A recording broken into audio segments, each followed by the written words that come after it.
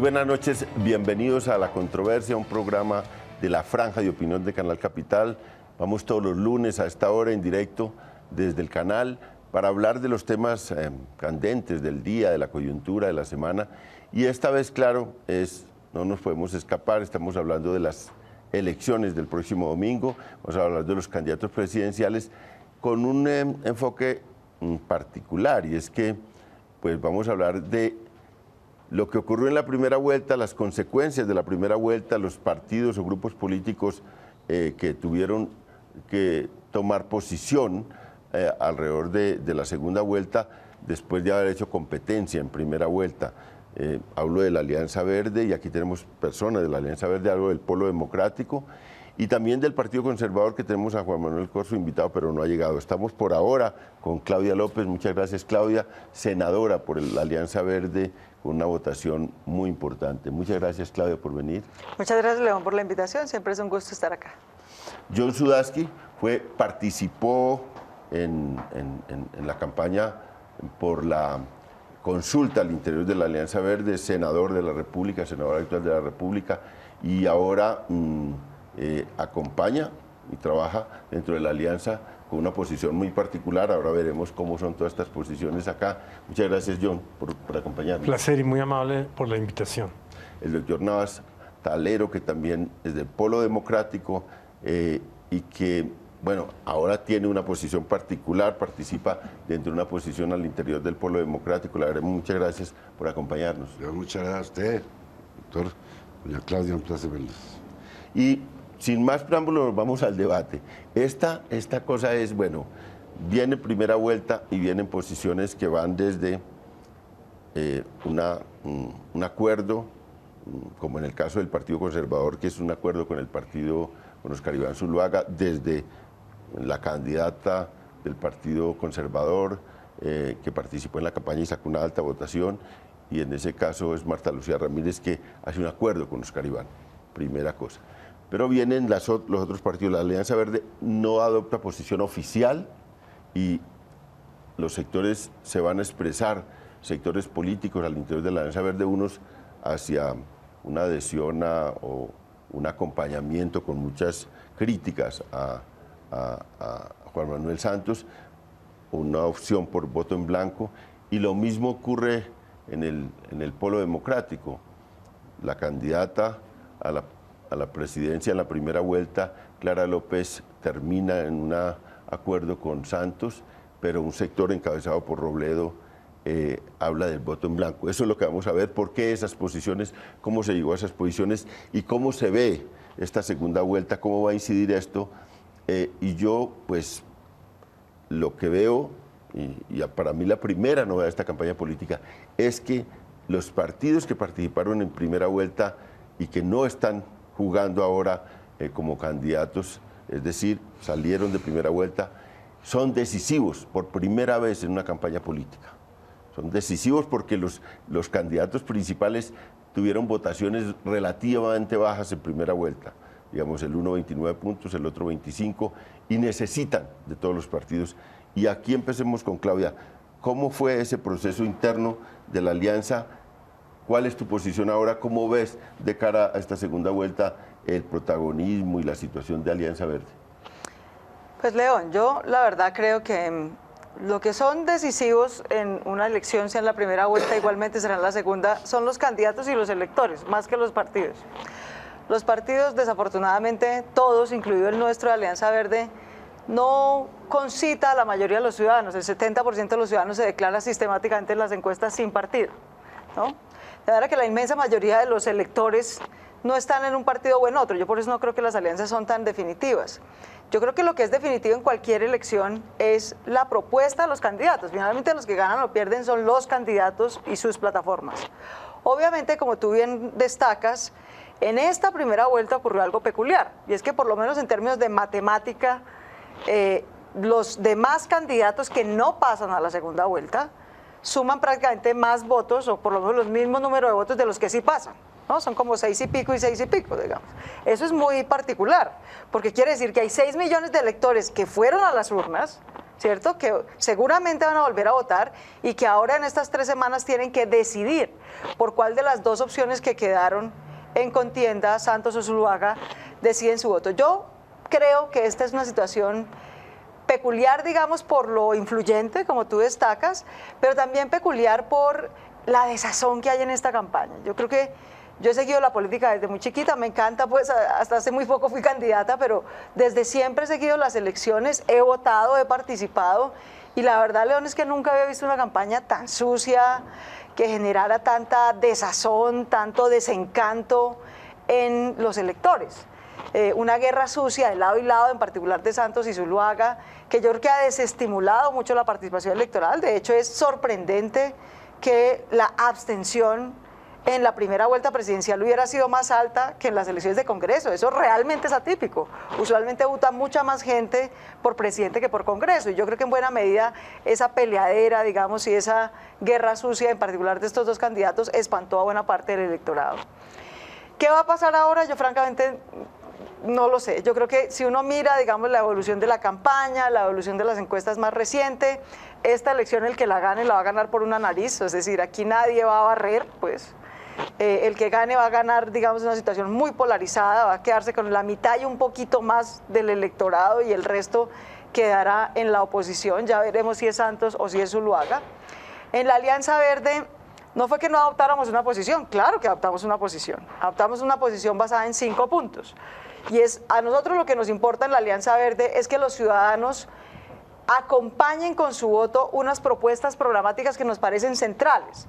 Culminar el proceso de negociación en La Habana, culminar el proceso de paz, defender la agenda de protección ambiental y del agua, defender un pacto nacional por la salud y la educación, la lucha contra la corrupción. Esos son los puntos de nuestra plataforma programática que nosotros invitamos a los ciudadanos a que voten con base en ellos y a que escojan, digamos, la mayoría de nuestros electores escogerán o a Santos o al voto en blanco. Con respeto, esas 2 posiciones caben dentro de nuestro partido, la gente es libre de determinarlas, pero lo que nos interesa es que la gente escoja al candidato pensando en fortalecer estos 5 puntos programáticos que para nosotros son el corazón, digamos, de nuestra apuesta política a largo plazo. León, toda esta discusión al interior del Verde pues dio un resultado también, el que fueran pues más que todos senadores o líderes del Partido Verde los que fueran tomando posición, y hay un silencio muy grande de Peñalosa en estas semanas. ¿Mantendrá ese silencio hasta la segunda vuelta? ¿Y eso qué augura para la Alianza Verde? En el entendido de que usted fue uno de los primeros que salió y tomó posición sobre el tema, y lo he visto muy activo en esa posición, porque tiene argumentos para eso. Sí, digamos, yo creo que Claudia le responde mejor el tema de Peñalosa, porque realmente yo no tengo la menor idea. Digamos, a Peñalosa apoya el proceso de paz, dice que va a estar con el candidato que está con el proceso de paz, argumenta como que, y al final le falta decir por quién, y no lo dice. Y creo que no lo va a decir seguramente sino después del 15, digámoslo así. Así que, digamos, ese es el punto. Ahora, digamos, yo creo que la evolución del tema electoral es muy importante, que sí, efectivamente, fue muy importante la cantidad de votos que sacaron tanto Marta Lucía como la doctora Clara López y Enrique. Bueno, se sumaron prácticamente 5 millones de votos. Y por los otros 2, especialmente por Santos, la gente no quiso votar, les dio tedio absoluto votar por un candidato. Pero cuando la diferencia era entre Santos y Uribe Zuluaga, sí, la cosa se puso de muy diferente nivel. Hay una encuesta que hizo, creo que fue Gallup, donde se ve efectivamente que inmediatamente después de la elección comienza, digamos, Zuluaga sigue actuando con una pendiente bastante permanente, bajita, no es que, y Santos baja inmediatamente para esa elección y después comienza a subir, y para esa encuesta que le hicieron como el 2 de junio, ya lo ha empatado y además se ve con una pendiente mucho más fuerte. O sea que del 2 de junio hacia adelante, por lo que se puede ver, va a seguir creciendo. Y es claramente ¿por qué? Porque, digamos, yo creo que para la disyuntiva entre un candidato que representa el uribismo con toda la secuela, digamos, de hechos,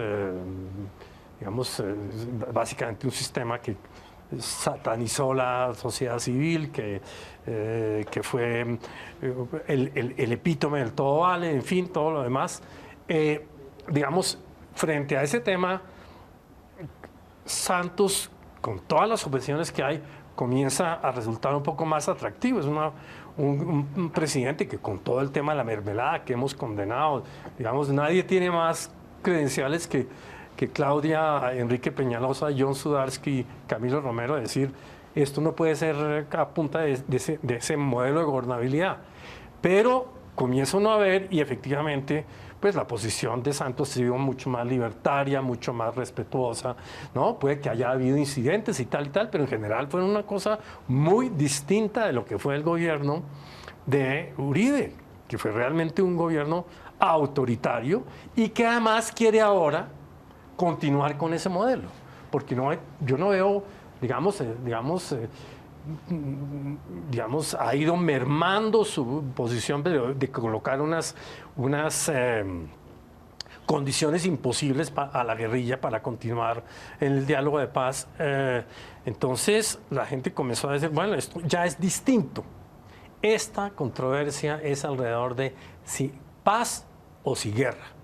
Y ahí sí lo que vimos fue una avalancha de adhesiones de todas partes, de Clara López, de Antanas Mocus, que lo había hecho desde el comienzo, de Petro desde el comienzo. Y yo, por ejemplo, sentí exactamente lo mismo. Personalmente, por ejemplo, yo tengo una visión de que el proceso de paz es una coyuntura histórica extraordinaria.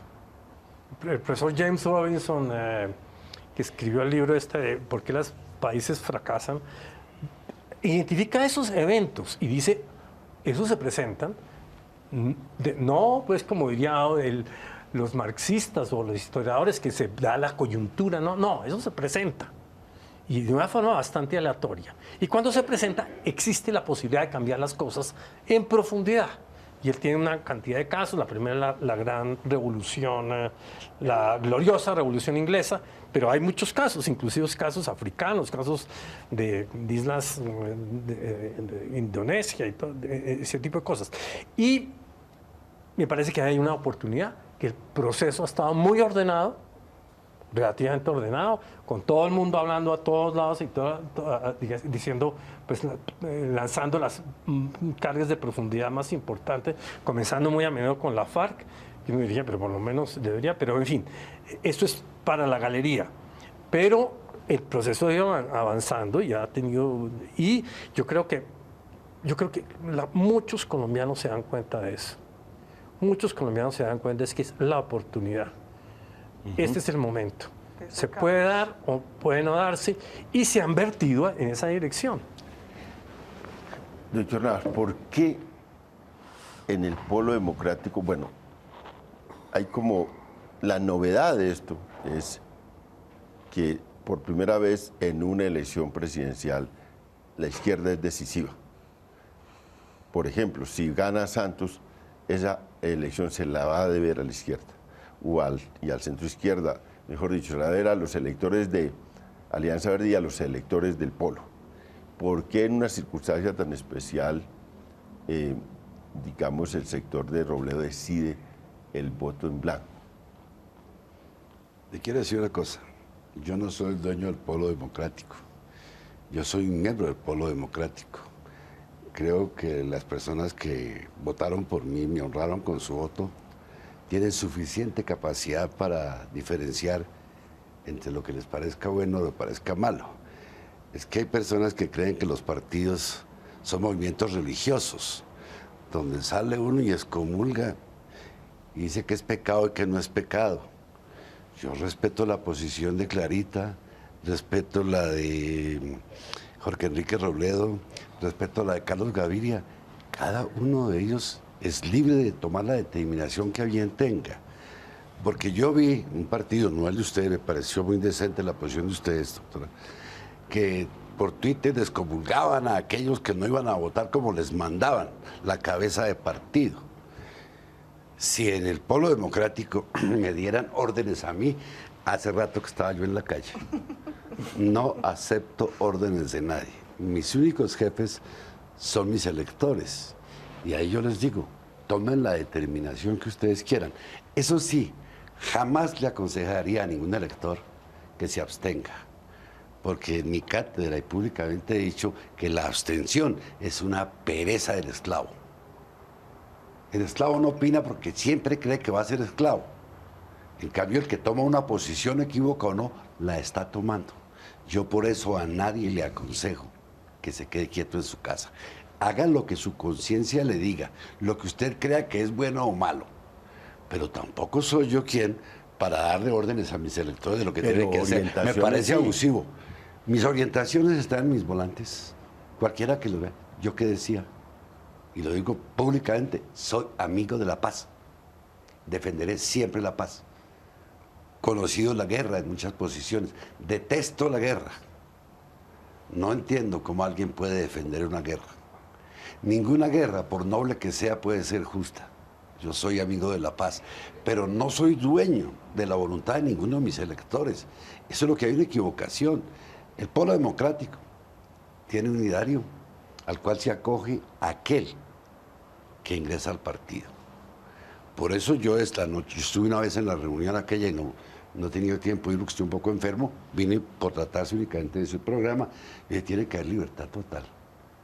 Yo no acepto un partido que le diga a sus electores, tiene que hacer esto, no lo acepto. Entonces, no estoy ni en contra de la posición de Clara, ni la de Jorge Enrique Robledo, ni la del maestro Gaviria, que fue muy acertado en su entrevista. Respéteme a mí la posición que tomaré, porque yo no vine a catequizar aquí a nadie. Hay dos candidatos catequizando, que los escuchen, a ver cuál le conviene más al país. Pero nunca les diría yo, jamás de los jamases, que se abstengan. Me parece que es irresponsable de un político pedir abstención en este momento. Porque ¿qué clamamos nosotros en elecciones? Señores, no se abstengan, vote, salga, vote. Y decirles ahorita, a estas alturas, mire, no voten. Yo entiendo y lo entendimos todos que la abstención produce resultados. En el caso del referendo del doctor Uribe, ¿recuerda usted? Sí. Que fuimos por todo el país mostrando a la gente el merengue envenenado que le estaban dando. Y a él no le gustó lo que hicimos, pero el pueblo se la ganó, no nosotros. Y ahí sí tocaba enseñarles qué veneno había atrás de cada pregunta. Aquí simplemente tiene que decir Santos o Zuluaga. En aquella época, y doña Claudia lo recuerda, era tan farragoso ese que había casi que explicarle al elector el resultado de esa pregunta. Yo fui invitado incluso por educadores del Valle a una conferencia a los maestros. Me dio risa, les dije, mire, yo no entiendo cómo ustedes me invitan a que les enseñe a leer, pero es que en realidad, si usted leía una cosa, el resultado era distinto. Pero aquí no, aquí la gente sabe qué es guerra y qué es paz, que escojan. Claudia, usted hace poco pasó de analista a política, a jefe política, porque se ganó una gran votación. Pero volvamos a la condición de analista. Que es mucho más divertida que la de política. Volvamos a la condición de analista.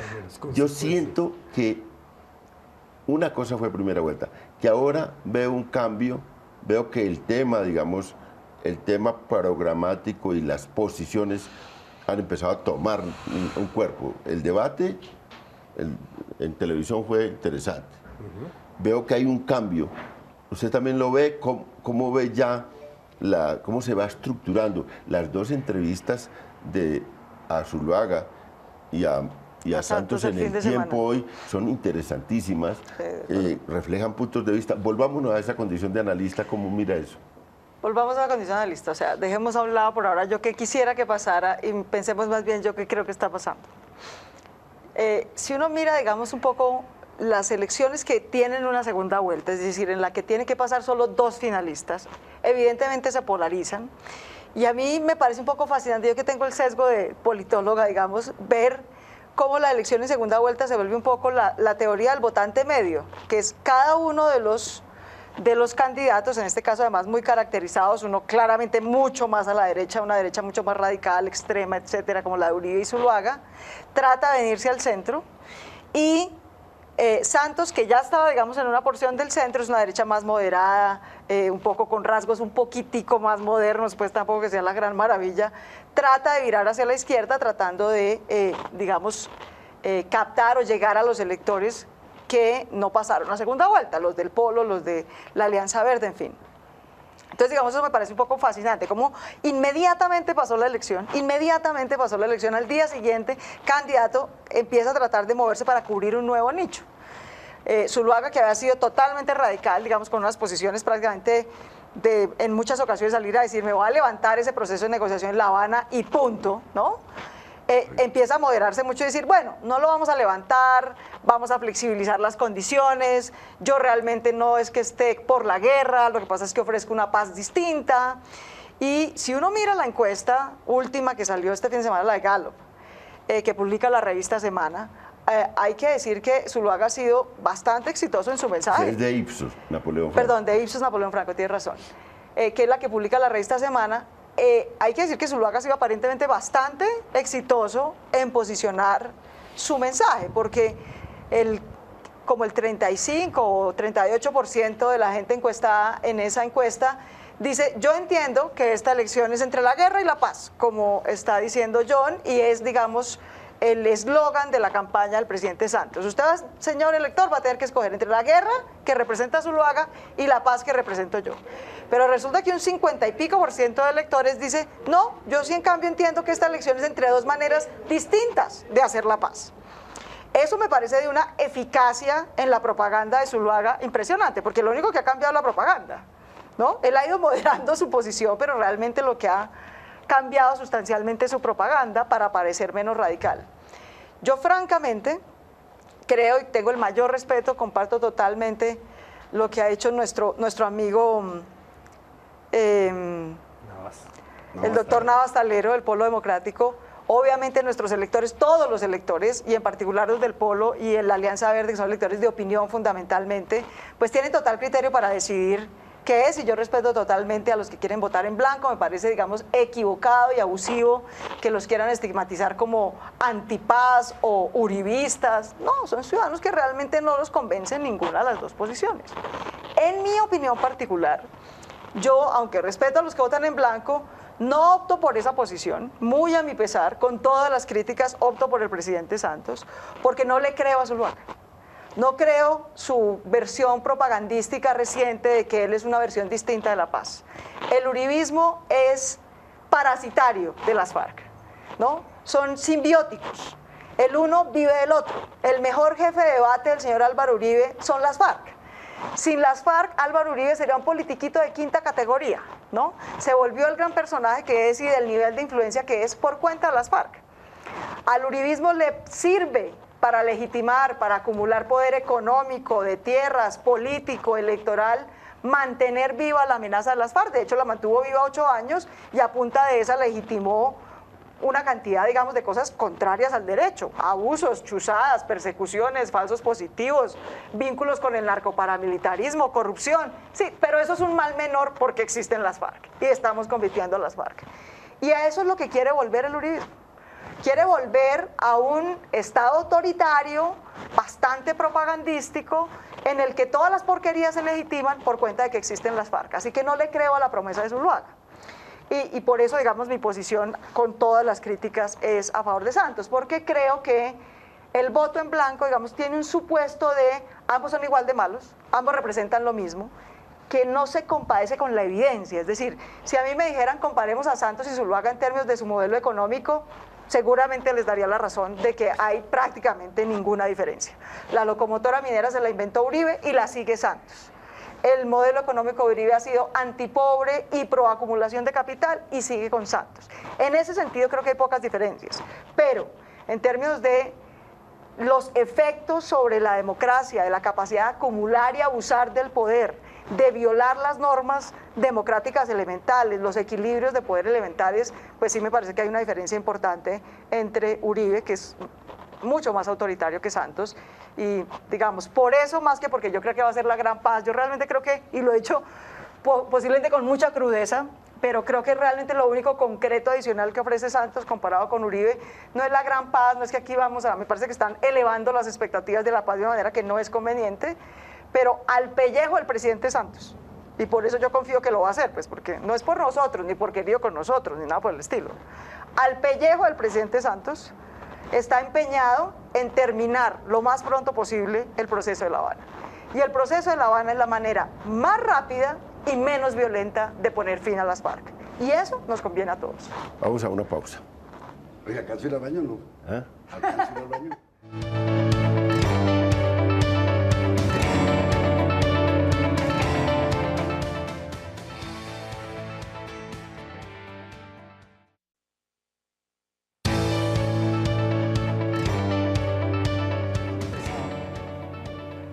Estamos en la controversia con el debate de la semana y nosotros acá en Canal Capital, en este programa, decidimos tomar el filo del debate por los partidos que no concurrieron a la segunda vuelta y los apoyos y las discusiones que tuvieron, que nos da un debate más tranquilo, menos duro sobre lo que está haciendo en una campaña absolutamente reñida, todo el mundo reconocemos eso, donde cada voto va a valer mucho programáticamente, seguramente también van a meterle mucha plata a los votos, dicen que hay ríos de dinero de todos los lados, de ambas campañas. Si uno consulta con uno en una campaña contraria, dice, no, es que allá le están metiendo mucha plata del otro lado, y si uno va hacia el rival, dice, es allá donde le están metiendo plata, pero parece que en todos los dos lados están moviéndose porque, bueno, esta campaña se tensionó al máximo.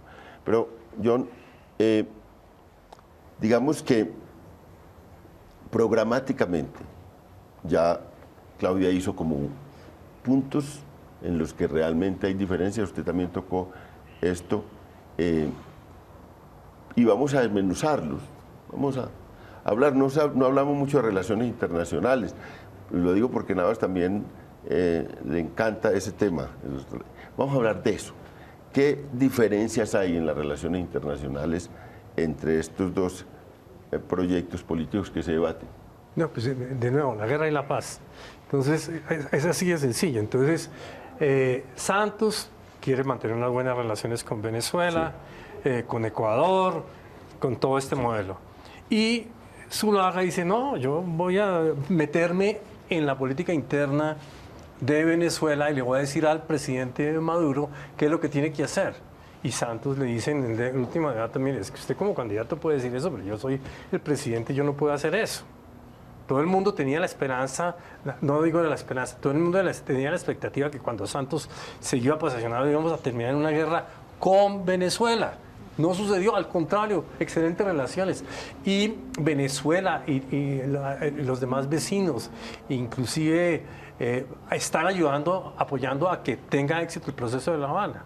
Entonces, digamos, la diferencia de nuevo es alrededor de la guerra y la paz, así de sencillo, porque alrededor de eso es que se hacen las demás polarizaciones, que la distribución del ingreso, que los programas sociales, entonces que le bajamos a la guerra para poderle meter a los programas de desarrollo social, que Santos dice que va a subir 3 puntos, prácticamente casi duplicar la inversión en educación, porque se la va a sacar a la guerra, en fin, todo lo demás. Entonces, ese es el tema de verdad.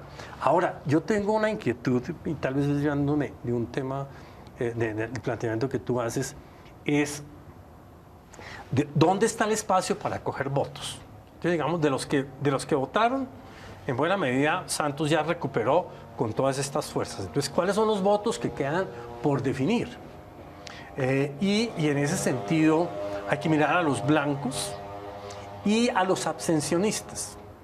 Y el problema es que en las encuestas no se miden los abstencionistas, porque todos se centran mucho en el tema de escoger gente que tiene intención de voto. Entonces, cuando usted decide hacer eso, pues ya dejó de contar lo otro.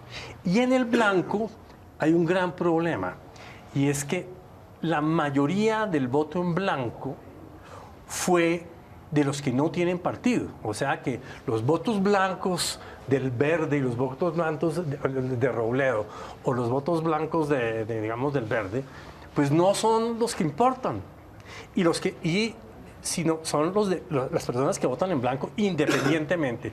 Y de esos no hay manera de llegarles a través de apoyos como de que Peñalosa salga y diga no vote por aquí o Robledo deje de decir que deben votar en blanco.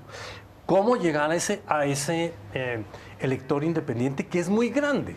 Que fue la votación en blanco, que se estima más o menos como en el 15% en las encuestas que lo miden. Entonces, ese es el gran reto. Y ese es un reto muy argumentativo y de reflexión. Nosotros, como somos electores, digamos, elegidos por opinión, podemos jugar un papel muy importante en esclarecer las cosas.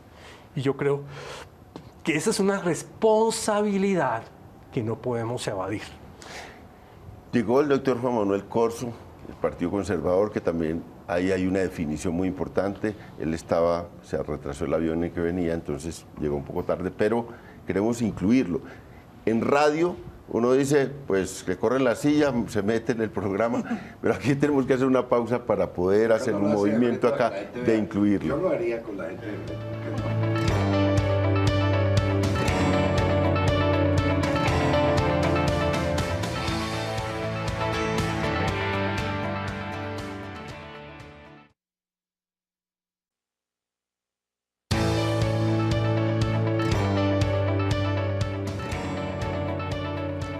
Estamos en La Controversia, transmite Canal Capital en directo, programa de su franja de opinión. Estamos en el debate sobre las elecciones del próximo domingo. Habíamos tenido acá en el panel una representación de la Alianza Verde, del Polo, y nos acompaña ahora Juan Manuel Corzo, del Partido Conservador, que acompañó desde el principio a la doctora Marta Lucía Ramírez y que pues ahora Marta Lucía ingresó a la campaña de Oscar Iván y juega un papel primordial allá. Me acaba de decir Juan Manuel Corzo que ha estado muy activo en esta campaña. Y la primera pregunta vamos a hacerle acá ya en el set, cogiéndolo un poco sin haber participado en el debate, pero ¿cómo fue eso entre el Partido Conservador, todas estas definiciones? ¿Cómo está el Partido Conservador hoy, que pues, lo dividió la campaña? ¿Qué posiciones están tomando en el conjunto del partido? ¿Qué gente realmente acompañará a Santos y qué gente en este momento está acompañando a Zuluaga? Yo creo que hay que tomar dos eventos importantes donde el Partido Conservador muestra realmente una organización y una disciplina grande de bases. Uno es, León, es la elección del Congreso. Nosotros mostramos, desde luego, diferente a las encuestas que nos colocaban en unos niveles muy bajos, cómo realmente el partido hace un gran esfuerzo, las bases trabajan y salen adelante con un buen número de parlamentarios. Y dos, en el tema de Marta Lucía. Hay unos parlamentarios que avanzan con el presidente Santos por la relación que venían dentro del gobierno, pero desde luego nosotros tenemos una organización bajo unos estatutos que son ley para todos, donde el órgano máximo es la Convención Nacional. La Convención Nacional elige a Marta Lucía como jefa o como candidata del partido y los que somos disciplinados bajo esa ley nos seguimos con Marta Lucía y ahí somos un grupo importante de parlamentarios que, digo importantes en que estamos distribuidos en todo el país. Y sobre esa organización, más la organización que fue también el tema de los directorios en todo el país, más las bases del partido, los municipios, los pueblos, etcétera, y tomando las regiones más conservadoras del partido, la gente se pone de pie y vota por Marta Lucía en su gran cantidad. Sin quitar muy bien lo que decía Claudia, que hay una gran votación de voto-opinión y que cabe en este momento felicitar a las dos mujeres que en la primera vuelta hicieron la contienda. Tuve la oportunidad de acompañar a Marta Lucía y desde luego también acompañar, pues, sin que fuese mi candidata, por ejemplo, verla a Clara López siendo una gran candidata. De tal manera que yo sí quiero felicitar hoy frente a la audiencia nacional y a este gran programa, León, por invitarme, y pues a los compañeros de Congreso y a una compañera, decirles que tuvimos dos dos fenómenos importantes en esta política en la primera vuelta que van a ser determinantes, para mí sí van a ser determinantes en quién vaya a ganar la presidencia de la República. Sí, aquí un poco en diálogo, decíamos, por un lado Marta Lucía es muy decisiva en la campaña de Óscar Iván y si gana, no todo, pero le va a dar un parte importante el triunfo a ella y a los electores del Partido Conservador que concurrieron a votar por ella. Las encuestas dicen que es muy alto el voto, ese voto que votó por Marta Lucía, que va hacia Óscar Iván. 55 de los conservadores. Como dicen que es muy alto, lo del Polo que va y lo de Alianza Verde que va hacia Santos, unos se retraen en voto en blanco. Me sorprendió, quisiera que respondiera eso, el doctor Navas, me sorprendió mucho que esta encuesta de Ipsos Napoleón Franco, le da el 24% de los votantes del Polo, le da el 66% a voto por Santos, y el 24% se lo da para voto por Óscar Iván, que me sorprendió mucho en el Polo, y le da el 10% de voto en blanco. ¿A qué se deberá eso? Bueno, yo siempre he dicho que las encuestas las hace un vivo para que las responda un idiota. Porque yo no conozco a nadie que lo hayan encuestado. Realmente no conozco. En la universidad pregunto, no conozco a nadie que hayan encuestado. Más bien es la manera de inducir a una opinión pública que a veces no se entera muy bien de lo que está pasando. Pero personalmente yo no creo en las encuestas. ¿Por qué terminamos en esta disyuntiva?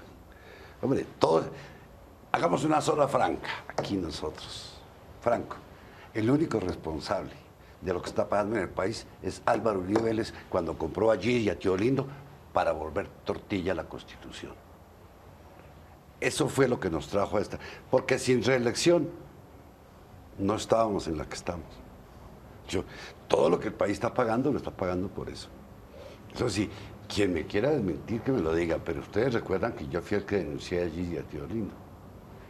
Y yo fui la persona que demostré cómo hasta DMG había metido plata en la segunda reelección de Uribe. ¿Ustedes recuerdan? Con documentos. Estamos en esto por esto. Hemos dicho los tres que nosotros somos producto del voto de opinión, sí, de una opinión favorable a nosotros tres. Entonces, el momento en que esa opinión valore el estado en que se encuentra el país y escoja por quién va a votar. Porque yo no creo, realmente, lo que usted me acaba de decir. Porque si hay algo absolutamente contrario a la lógica, es que uno del Polo vaya a votar por Uribe o por Zuluaga. Puede que se abstengan o que voten en blanco, pero esa encuesta no se la creo yo. No, lo que pasa es que hay mucha gente, doctor, precisamente porque hicieron una extraordinaria campaña, todos coincidimos en eso, tanto Marta Lucía como Clara López. Sumaron votos que no necesariamente son conservadores o no necesariamente son del Polo. Son de ciudadanos que ni son del Polo, ni son conservadores, en el caso de Marta Lucía. Y esos electores, esos electores independientes se distribuyen, digamos, entre las dos opciones que hay. No es que todos se van solo para una o todos se van solo para otra. A mí por eso no me sorprende, digamos, que haya, en teoría, según las encuestas, pero creo que en la realidad lo puede ser, ya veremos en qué magnitud, alguna de la gente que votó por Clara López va a votar por Óscar Iván Zuluaga, porque es que no es del Polo. Precisamente la magia, parte del éxito, del logro de las campañas de Clara López y de Marta Lucía Ramírez es que lograron ir más allá del nicho de sus respectivos partidos. Usted lo ha dicho, pero que un polista como tal de partido, no lo va a hacer. Perdóneme, un polista no lo va a hacer jamás por Uribe ni por Zuluaga. Sobre todo quienes conocimos lo que nos pasaba cuando el presidente era Uribe. Doctor Corso, porque como ahora tenemos que darle un poco más de tiempo al doctor Corso, que llegó a este último tramo de a la oposición te doy la oportunidad. Pero ese movimiento hacia considerar las negociaciones de paz no tan radicalmente como decía Zuluaga, de acabar con eso o luego de imponer unas condiciones, y no todo esto que es como el punto programático que le lleva a la campaña de Marta Lucía a Óscar Iván. ¿Sí cree usted que Óscar Iván, esta modulación que ha hecho, la va a mantener si gana las elecciones? ¿Realmente le va a cumplir a ustedes, a Marta Lucía, esa idea de la modulación que hizo frente al proceso de paz? Yo quiero hacer dos cosas antes de entrar a esta preguntas, León. Una, que tengo un concepto diferente a lo que se está hablando, lo del tema de la guerra con Venezuela. Creo que no hay que ser livianos en ese tema. Y igualmente, doctor Navas, me parece que el tema de entrar si Uribe es el culpable o no, porque también nos podemos ir al tema de Samper, cómo Samper se sostuvo en el poder. A la reelección nomás. Sí, no, pero a mí me gustaría nomás. más, por ejemplo, ver el daño que está pasando, y lo viví porque yo fui autor del proyecto con el doctor John Sudaski, hablamos tal vez del equilibrio de poderes. Es que el sistema presidencial en Colombia, tenemos unos problemas estructurales de verdad del país que son mucho más profundos que llevar a la audiencia y seguir en esta pelea. Por eso el acuerdo programático de Marta Lucía con Oscar Iván es muy serio. Es decir, si el acuerdo programático llegase a ser presidente Oscar Iván y rompe los acuerdos, desde luego que nosotros tendremos que hacernos a un lado. Me parece que ya nosotros en una responsabilidad que llevamos años en el Congreso y que hemos visto realmente un sistema presidencial que viene degenerándose día a día, que tenemos problemas con la justicia, que no le da garantía a los ciudadanos, que son temas importantes que los hemos tocado en el Congreso, pero son temas que de verdad hay que volverlos a tocar. Yo creo que lo importante de este tema es, primero, los colombianos no quieren reelección. Es uno de los temas que planteó Marta Lucía. Dos, el tema de la paz es un tema de la paz visto de diferente manera. Nosotros creemos que la paz sí la necesita Colombia, pero nosotros también hablamos de las libertades. John Stuart Mill, gran pensador liberal, hablaba sobre el tema de las libertades, No podemos entrar en un proceso de paz cuando le meten una bomba previo a que metamos en el Congreso el marco jurídico para la paz a Fernando Londoño. De igual manera sigan matando policías, degollándolos, metiendo niños bombas. Nosotros consideramos que tiene que haber un pare, no una pausa para acabar con el proceso, pero sí decirle a las FARC, que son una minoría dentro de los colombianos, si quieren las libertades, la libertad de elegir y ser elegido, uno de los principios fundamentales de las democracias, pues tiene que también ganarse la voluntad popular para ello y discutir ciertos temas, pero no imponerlo. Me parece más importante las libertades. ¿Cómo vamos a sentarnos en la mesa a hablar de libertades o de paz cuando sostienen secuestrados en la selva? Si uno de los principales elementos del ser humano y de la vida y contemplar en la Carta de los Derechos Humanos es la libertad. Pero digamos que estamos a corto, todo eso se ha acelerado en La Habana. Ya hay 3,5 puntos, falta 1,5 puntos. Digamos, entre ese 1,5 puntos, que además ya es el desarme y la desmovilización, y el otro punto de las víctimas, la parte que falta de las víctimas, en realidad podría uno decir que un camino sería acelerar esos 2 puntos para terminar, para que llegue rápido la idea de, señor, se desarma, se moviliza y acaba con todo. No, León, pero así no, es que no. Previo a una campaña, ¿cómo salen a decir, por ejemplo, que van a, desde luego, el tema de esto último que salió el fin de semana? ¿De las víctimas? Sobre las víctimas. Pero eso no nos digan la verdad media, díganos quién va a pagar las víctimas, los colombianos que pagamos los impuestos o ellos que van a devolver la plata que han cogido de los secuestros, del narcotráfico, y lo digo como ex secuestrado, que fui violado en mis derechos. ¿Nos va a corresponder ahora pagar las víctimas, León? ¿O ellos van a devolverle a los colombianos? ¿Es una verdad? ¿Es una justicia a medias?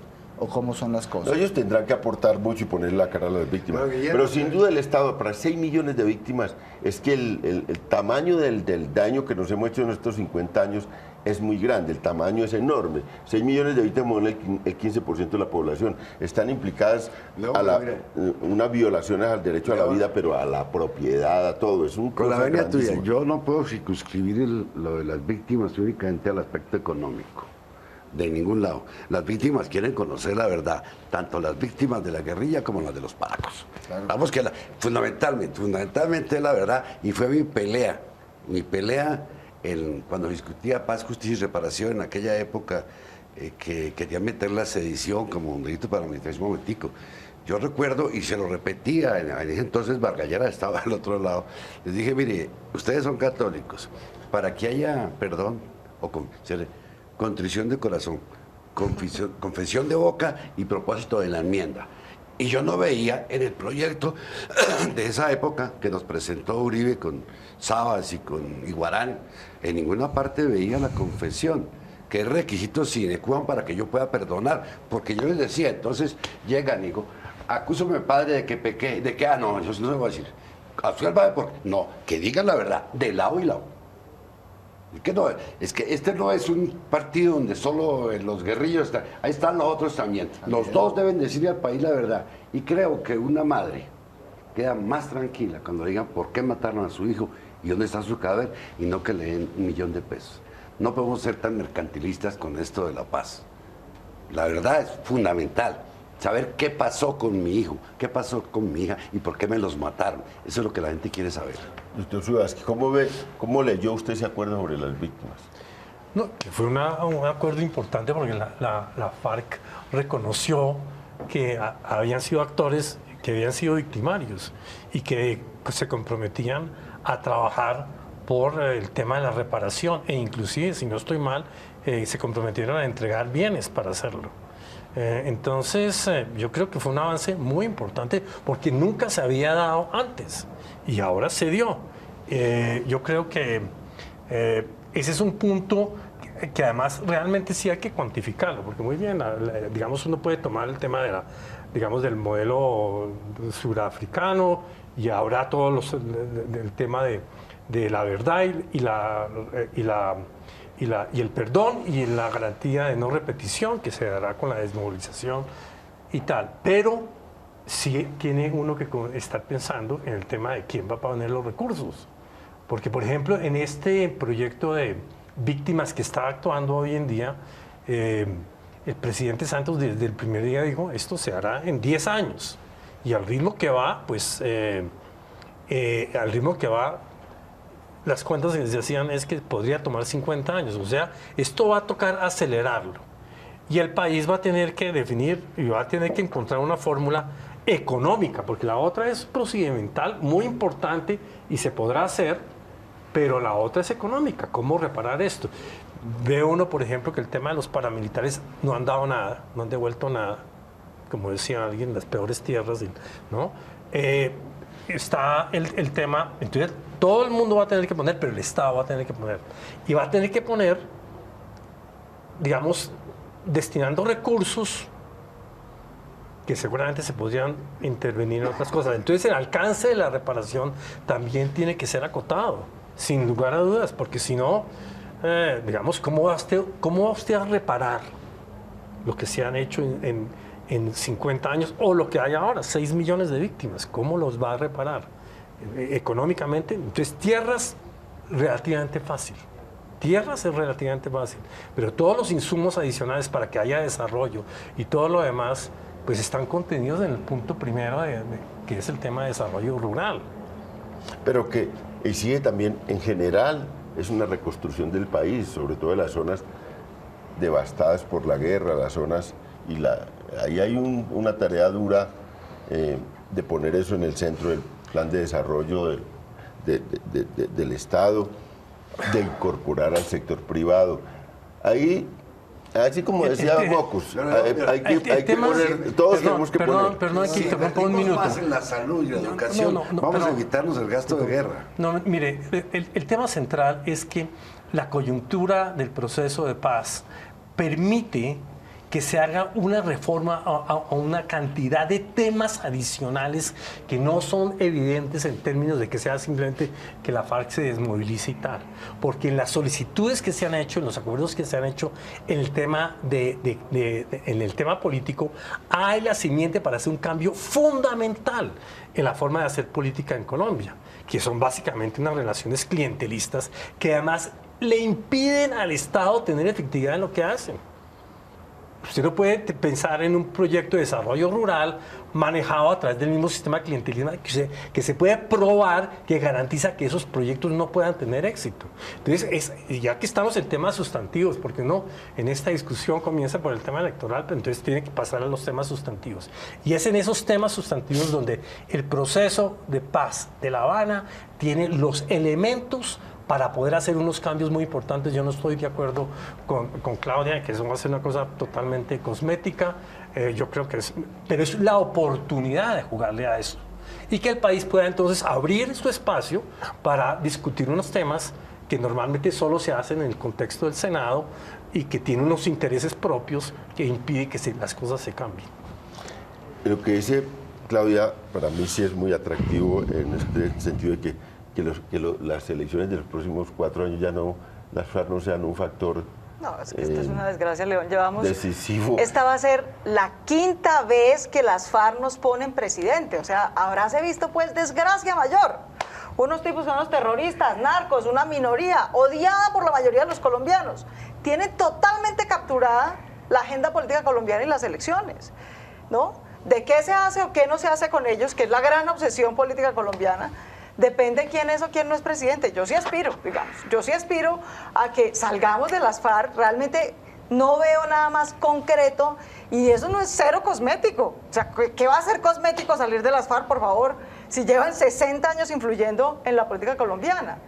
Pero no me meto, digamos, en el tema de la oda, de la paz, en fin, con todo respeto, porque creo que lo que va a lograr hacer el presidente Santos en la vida de verdad es concretar el Acuerdo de La Habana, que es cómo desmovilizar a las FARC. Yo llevo los últimos 3 años de mi vida, León, estudiando cómo le ha ido a Colombia en los 10 procesos de paz anteriores. Y en los 10 procesos de paz anteriores se han firmado documentos, promesas, inversiones, vamos a hacer, van a llegar las carreteras, y no llegan, y por eso es que seguimos en guerra. Y se han firmado papeles, y cada presidente ha dicho que él es el que está haciendo la paz, y que con este acuerdo se construirá la paz, y que ahora sí van a estar... Yo, la verdad, no me como ese cuento por 11ª vez, no me lo como. Tengo clarísimo que van a hacer una cosa concreta que nos sirve a todos, que es desmovilizar a las FARC. Y que construir las condiciones de la paz, la inclusión de las regiones, derrotar el sistema clientelista, poner un sistema de administración pública que derrote a los varones electorales de las regiones, que construya bienes públicos. Eso no lo va a hacer la desmovilización de las FARC. Esa es una pelea que vamos a tener que seguir haciendo nosotros los ciudadanos. Pero quitarnos de encima el maldito yunque de las FARC para poder hacer la tarea va a ser un gran alivio, porque es que a nosotros nos toca como ciudadanos tratar de hacer esa tarea pues cargando el yunque de las FARC encima, que estigmatiza a la oposición política, que estigmatiza la movilización social, que legitima toda suerte de porquerías de los sectores gubernamentales, en particular de los de derecha. En nombre de las FARC se ha legitimado el paramilitarismo, los falsos positivos. Todo parece un mal menor por cuenta de que hay FARC. Entonces yo sí añoro, así no haya ningún resultado, me parece un magnífico resultado, no lo estoy ni mucho menos trivializando.